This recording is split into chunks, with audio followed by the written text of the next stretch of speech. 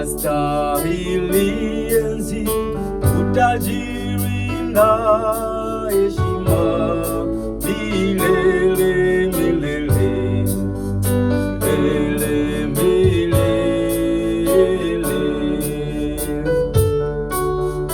Wastahili enzi, utajiri na heshima milele milele, milele milele. Wastahili enzi, utajiri na adama milele milele, milele milele.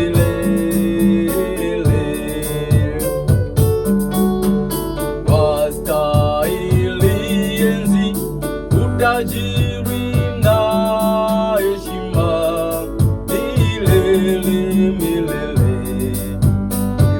milele milele, milele milele, milele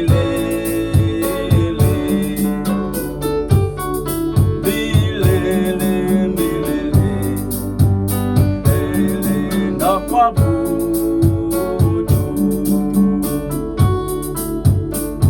Wastahili utukufu na adhama milele milele, milele milele.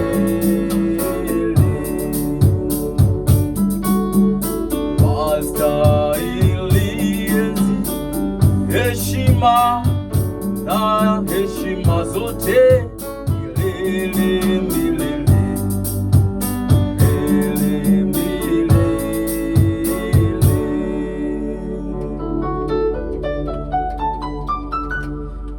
Sifu Yesu Kristo.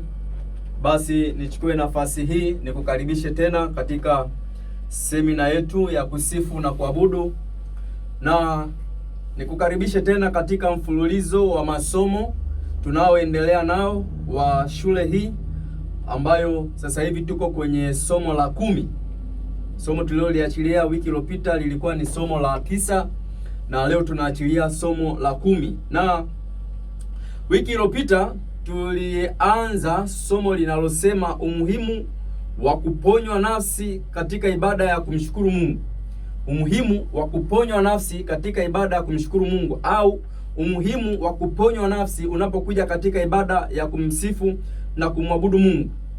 Na nilieleza kwa nini kuna umuhimu mkubwa sana wa kuponywa nafsi, hasa kwetu sisi ambao tunahudumu katika eneo la kumsifu na kumwabudu Mungu. Na moja ya sababu ambayo niliieleza katika wiki iliyopita, sitaweza kueleza vyote kutokana na muda wetu, tuna robo saa tu, lakini unaweza ukafuatilia kwenye episode ya 9, utakutana na ufafanuzi mzuri wa somo ambalo tulikuwa tumeanza nalo. Lakini nilijaribu kueleza kwamba swala la kumsifu na kumwabudu Mungu ni ibada ndani ya moyo wa mtu. Kabla haijawa wimbo, kabla hayajawa maneno, kwanza ni ibada ndani ya moyo wa mtu. Kwa hiyo kama ni ibada ndani ya moyo wa mtu, unaweza ukaona kwamba ndani ya nafsi ya mtu kumebeba nafasi kubwa sana ili kuhakikisha hii ibada inaweza ikamfikia Mungu.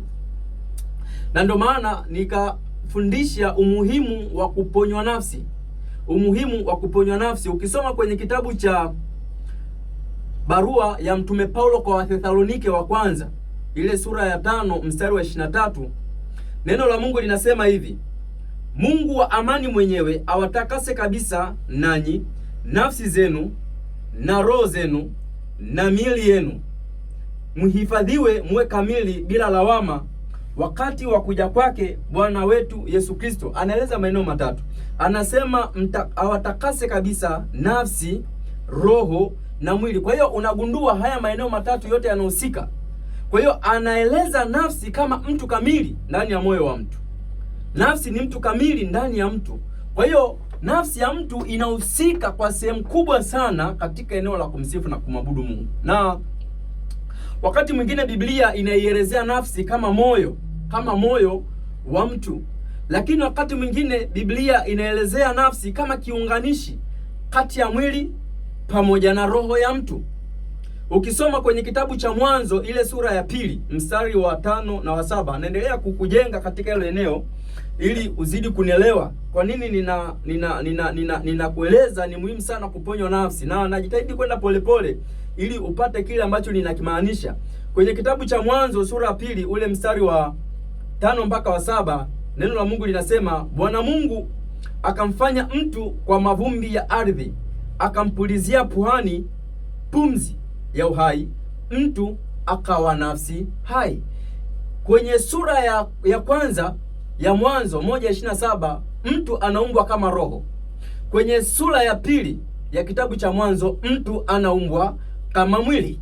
Lakini Mungu anapulizia puani pumzi, nafsi inaenda inakaa katikati ya mwili pamoja na roho ya mtu. Maanake anakuwa ni kiunganishi. Kwa hiyo kuna mambo ya rohoni mwili haifahamu. Ndio maana Paulo unaweza ukamwelewa kwa nini anasema wakati mwingine mwili unatamani kushindana na roho na roho ikishindana na mwili. Kwa nini? Kuna mambo ambayo mwili hauyafahamu yaliyoko rohoni, na kuna mambo ambayo ni ya mwilini roho haiwezi kuifahamu. Lakini hivi vitu vyote vinafanya kazi kwa ushirika. Kwa nini? Kwa sababu nafsi ipo katikati, inaunganisha. Sasa unaweza ukaelewa huyu mhudumu akiumizwa eneo la katikati la nafsi, maanake vya rohoni haviwezi kupata tafsiri mwilini, wala vya mwilini haviwezi kupata tafsiri rohoni. Maanake kuna daraja ambalo unakuta hapa katikati limevunjwa. Na ndio maana mwingine anaweza akaja kwenye ibada akamsifu na akamwabudu Mungu na asipate matokeo yoyote, na mwingine anaweza akaja kwenye ibada hiyo akamsifu na akamwabudu Mungu na akaweza kukutana na Mungu. Shida sio ibada, shida ni uhai ulioko kwenye nafsi ya mtu. Lakini kitu kingine ninachotaka ufahamu ni kwamba ndani ya nafsi kuna akili, ndani ya nafsi kuna fikra, ndani ya nafsi kuna hisia. Lakini hivi vitu vitatu ndani ya nafsi ya mtu vinazaa mawazo, vinazaa maamuzi na vinazaa vionjo. Kwa hiyo akili iko kwenye nafsi. Akili haikai kichwani. Kichwani kunakaa kitu kinachoitwa kumbukumbu, fahamu. Akili iko ndani ya nafsi ya mtu.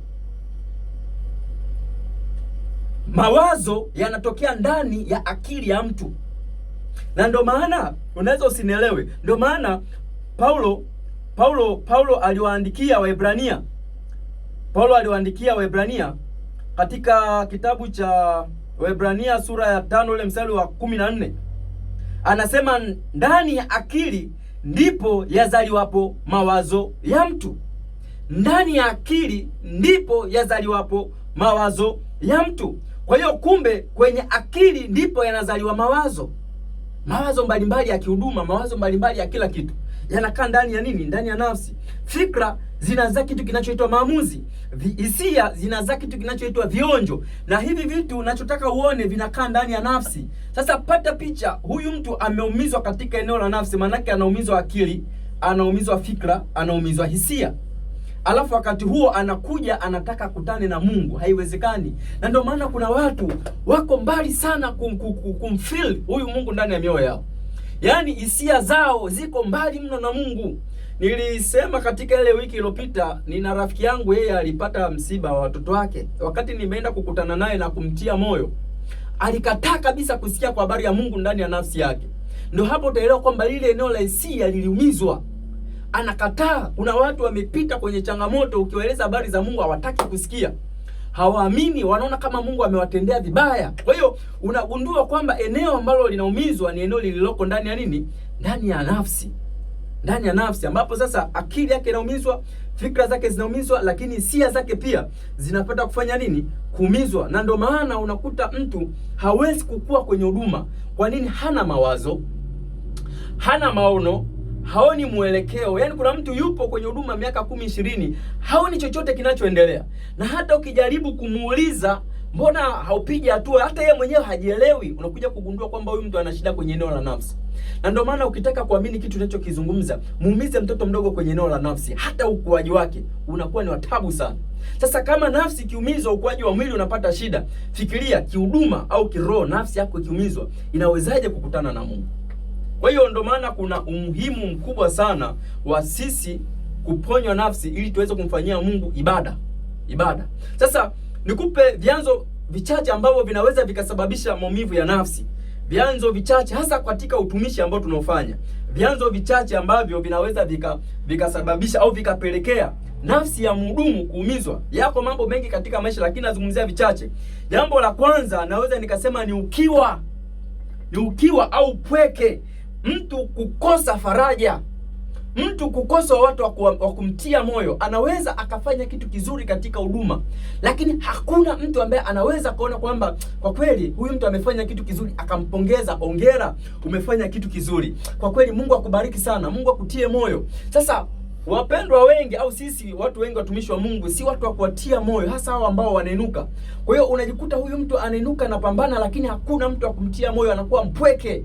Wengine utasikia kwanza, wewe bado hujamaliza muda wako, wewe unakaa pembeni, wewe unaiki. Kwa hiyo huyu mtu anakuwa mpweke, anafili ukiwa ndani ya moyo. Zaburi ya 102 mstari wa 7 neno la Mungu linasema